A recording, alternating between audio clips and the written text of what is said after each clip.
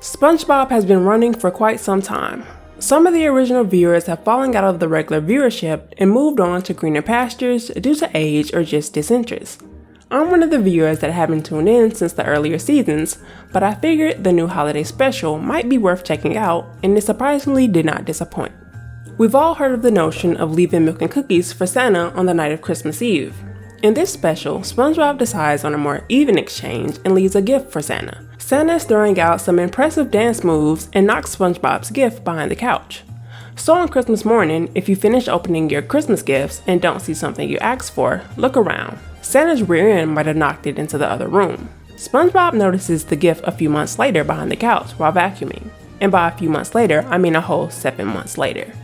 I'm just saying, if he went with the milk and cookies, he probably wouldn't have these problems. SpongeBob cannot rest until he delivers the gift to Santa. He enlists the help of his trusted companion Patrick, and they're off. Plankton comes along so that he can put himself on the nice list, as he's been on the naughty list ever since he got a tattoo that says "Born to be Naughty." He says he is going to hack into Santa's mainframe and put himself as nice. His idea is that if he puts himself on the nice list, then Santa will have to give him the secret formula if he asks for it. I'm no Santa expert, but I don't think that's how it works. Just because you're on the nice list, Santa doesn't just bring you a Ferrari if you ask for it. There's limits. They take Plankton's car and they're off. While Plankton is sleeping, they mistake the Christmas Land theme park for the North Pole and have a crash landing, breaking the GPS in Plankton's car. They meet who they think is the real Santa, which Plankton wouldn't believe it if he didn't see it with his own eye, because he only has one eye. Anyways, Santa is actually SpongeBob's #1 fan, Patchy the Pirate, fully animated. He's Santa because it's 2021 and everyone has a side hustle, and his happens to be Santa at the Christmas Land theme park. Since the GPS system is busted, Patchy gives SpongeBob a map for him to go off to the actual North Pole. They get to the North Pole and get the news that Santa is on a much needed vacation to Aruba. If you were ever wondering, during the off season, the elves party and the reindeer work out. Gotta stay in shape if you're delivering toys to every house in the world. You have all of your typical reindeer, Dasher, Dancer, Prancer, and Bluetooth, the blue-nosed reindeer. Throughout the episode, Plankton goes around looking for Santa's mainframe, which I find funny because how does he know Santa has a mainframe? Before the chum bucket, Plankton had to have worked in tech. I mean, he literally built his wife. Maybe that's his side hustle. Honestly, how else would the chum bucket be open after all these years?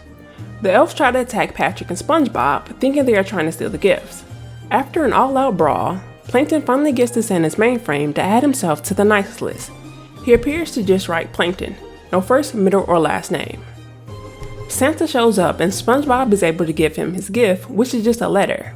Mr. Mainframe thinks SpongeBob is giving Santa the Krabby Patty formula for some reason.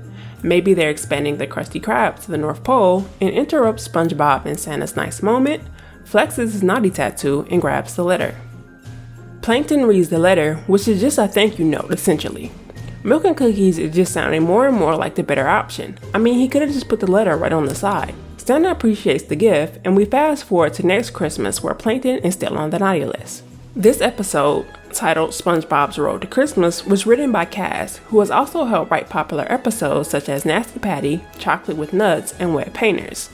Despite enjoying this episode, it does not appear drawing many viewers, drawing in 0.44 million viewers, the lowest of season 13. That's all for this video. Comment down below your favorite SpongeBob Christmas moment, and if you have seen this episode or plan to. Thanks for watching, and don't forget to like, comment, and subscribe.